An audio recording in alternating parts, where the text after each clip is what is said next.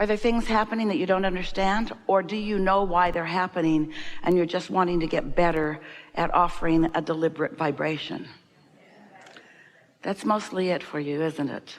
Life does keep happening, doesn't it? Because life keeps responding to vibrations that are already in motion, to patterns of vibration. That's what a belief is, you know.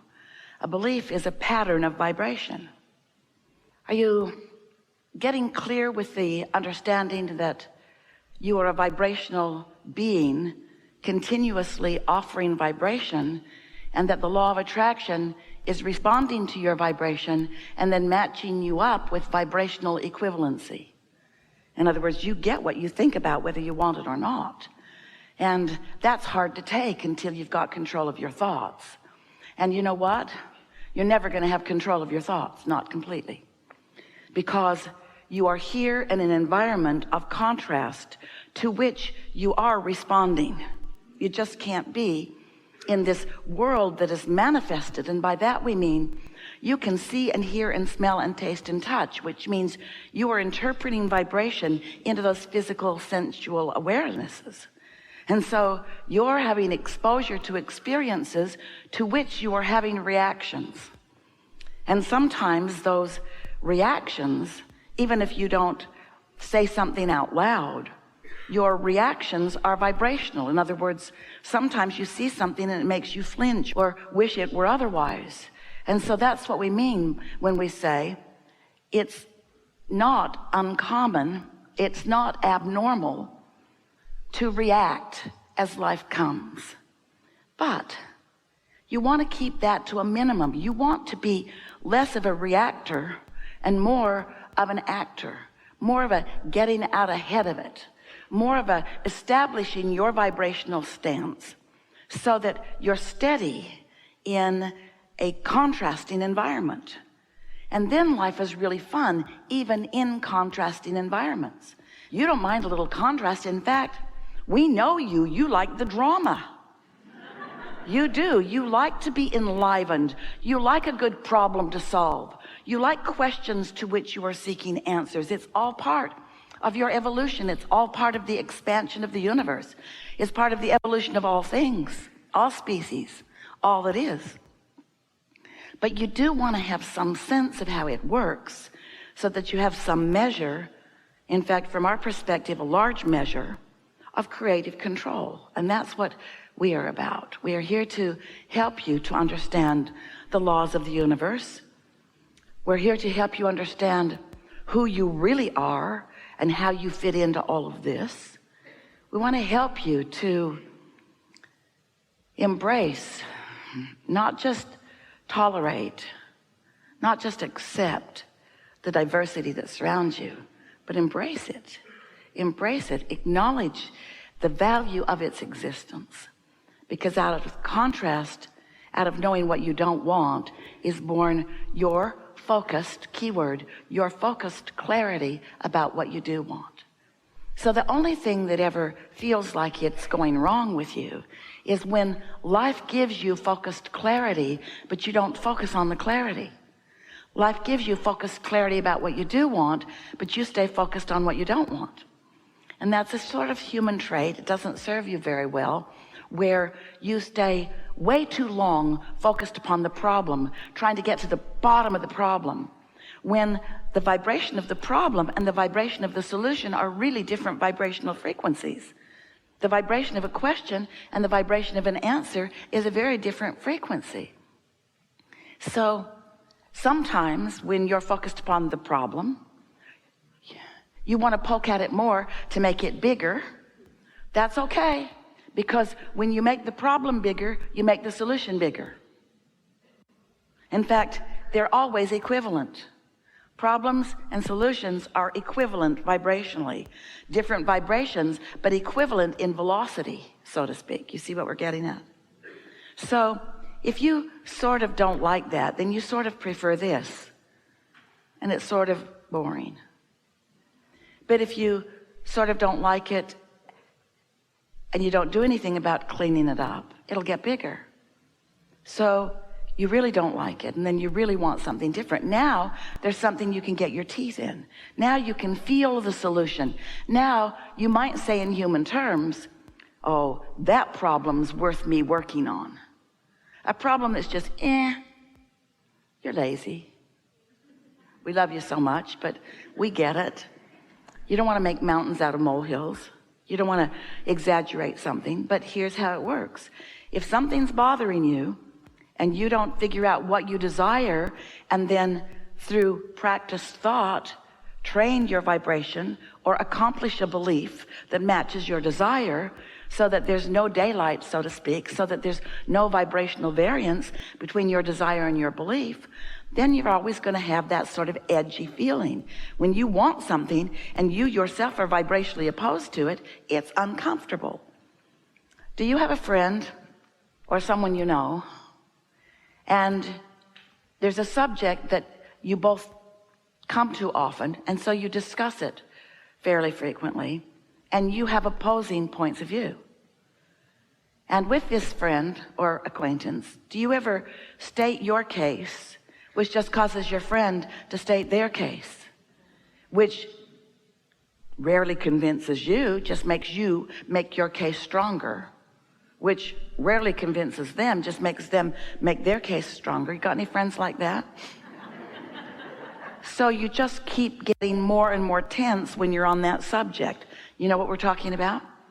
Well, we would like you to understand that you're doing that just with you all the time. It's you and you. It's your desires and your beliefs at odds, just like that. I want this, but you say. So your desire gets stronger, and often so does your resistance. Don't do that. You really like to conquer things, so you make big problems so that you can conquer them, so that you can claim you've conquered them. And we say, it is a form of creation. It's just going about it the hard way, don't you think? We would like to proclaim to you that you've lived enough life, you've reacted to enough experience, that you have managed to create a vibrational reality that, while it has not manifested, it exists and is real and is working for you. It's there for you, and you can sense it and feel it, even though you may not yet be able to see it, hear it, smell it, taste it, and touch it. And because you're human, you focus mostly on what you can see and hear and smell and taste and touch. So you don't get too excited about sensing something that's in the becoming. If you were in your field and you plant your kernel of corn in your fertile field, as soon as you put it in the ground, you don't say, I'm waiting. You don't say, okay, I'll give you 10 minutes. You don't stomp on the ground impatiently, because you understand that there is a gestation process. You understand that there is a process, and you know that you've put it there, and as you're tending to it, it will do what it naturally does. It will produce a stalk. It will produce ears of corn. It will produce what you want it to, but there is a process that it will undergo. And in that situation, you are not impatient about it, because you have a certain understanding from what you've witnessed. And yet, with your kernels and seeds that you've put into your vortex, that's what we call your vibrational reality, where your inner being stands, the part of you that existed before your birth and still exists aware of you, non-physically focused. This vibrational reality is like the womb in the mother's belly. It's like the petri dish where something is in the process of becoming. It is a reality that is in such pre-manifestational form that your senses, you see, what you see with your eyes is just a vibrational interpretation. And that vibration has to be pretty significant before most humans are able to interpret it vibrationally. In other words, this reality that feels so real to you is your vibrational interpretation. But because you've been doing it always, you don't say, oh, I'm interpreting vibration and therefore I see this. or I'm interpreting vibration and therefore I smell this, you mostly don't even consider the fact that you vibrationally interpret things different than other species around you. Your dog vibrationally interprets things, so therefore can smell things that you can't or wouldn't want to smell. And you don't say, "Stop it, you little faker." You accept that the dog is onto something. And so we want you to know that you can be onto things like your dog is onto things. You can get better at vibrationally interpreting things that are in your vortex by using other senses other than your 5 physical senses. You can feel it in your solar plexus. You can understand it with your emotional guidance system. You can know something before you see it. You can sense it before you see it. You can trust it before you see it. You can believe it before you see it. You can believe it by showing yourself, by paying attention to how you feel, and then noticing the manifestational results. The manifestation we call post-awareness, post-manifestational. It manifested and then you saw it. Good for you. But what about it being a vibrational manifestation and you being like your dog that can sniff things out even before it shows up?